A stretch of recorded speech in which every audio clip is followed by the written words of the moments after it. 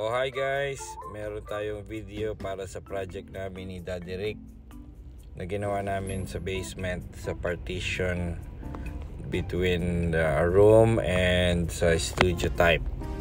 So andito sa video na to si Daddy Rick tsaka ako. More pictures ito it's isang video. So gumawa kami ng frame with 2x2 lumber at nilagyan namin ng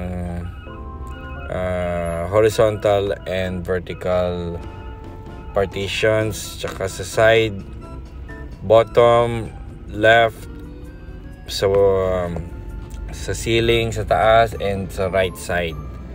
So makita nyo, dali lang nagawa namin So yan, nalagay na namin yung isang side ng partition, gagawin namin double wall. So enjoy the video. At ito ang memories natin sa ginawa namin Daddy. Yan, different angles ng photo. May video din to sa huli.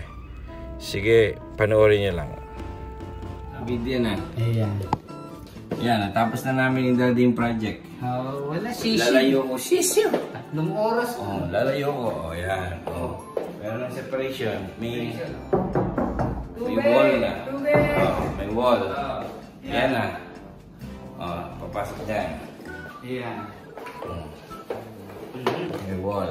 Tapos, papakita ko dyan. Ayan, si Daddy sa Ito wall. yun. Ito yung ilalim ng ano. Hagdan. Teka, bubuksan natin ng ilaw para... Yan. Ayan. Ayan. See? Sarado. Sarado. Walang ano. Di ba Daddy? Walang. Hindi na kailangan masilyahan. Walang ano. Walang puwang. Wala. 3 hours in the making. Sisiw. Babaya, saksi. Bye. Mamaya ha. Ay, saksi. Rhea.